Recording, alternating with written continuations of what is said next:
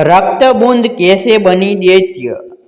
रक्त बीज एक महाशक्तिशाली दैत्य था। एक बार उसने देवीय शक्तियां प्राप्त करने का निश्चय किया और वन में जाकर तपस्या करने लगा। उसके तप से प्रसन्न होकर ब्रह्मा जी ने उसे मनचाहा वर मांगने को कहा। रक्त बीज बोला, ब्रह्मदेव, मुझे वर दो कि मैं किसी पुरुष के हाथों न मारा जाऊं।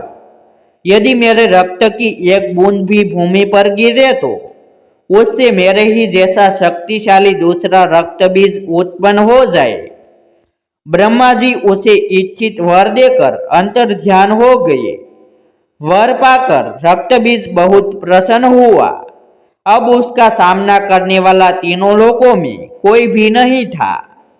वह ऋषि मुनियों को मारने लगा, उनके आश्रम नष्ट करने लगा। उसके बढ़ते अत्याचारों से चारों ओर हाहाकार मच गया। उसके भय से ऋषि मुनि आश्रम छोड़कर भागने लगे। रक्त बीज का अत्याचार बढ़ता ही गया। तब सभी देवताओं ने त्रिदेवों से सहायता की प्रार्थना की। त्रिदेवों ने अन्य देवताओं के सहयोग से देवीय शक्ति भगवती दुर्गा की उत्पत्ति की। दुर्गा ने रक्त बीज को युद्ध के लिए ललकारा। रक्त बीज सेना सहित भगवती दुर्गा के साथ युद्ध के लिए चल पड़ा। देवी दुर्गा भी वाघ पर सवार होकर अस्त्र शस्त्रों से सुसज्जित हो गई।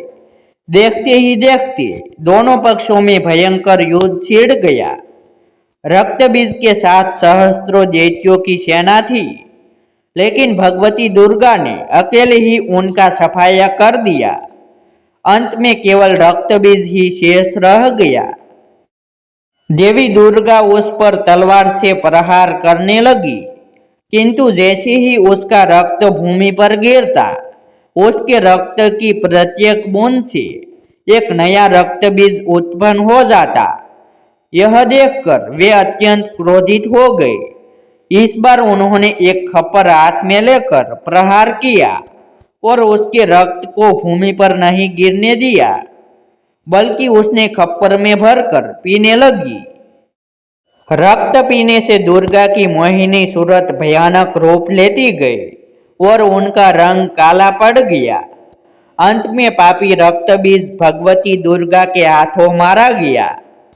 इस प्रकार रक्त बीज का अंत करने वाला भगवती दुर्गा का वह स्वरूप संसार में काली व चंडी आदि नामों से विख्यात हुआ। ऐसे ही नए नए वीडियो देखने के लिए हमारी YouTube चैनल सब्सक्राइब करें, वीडियो को लाइक करें और शेयर करें। फिर मिलते हैं एक नई स्टोरी के साथ।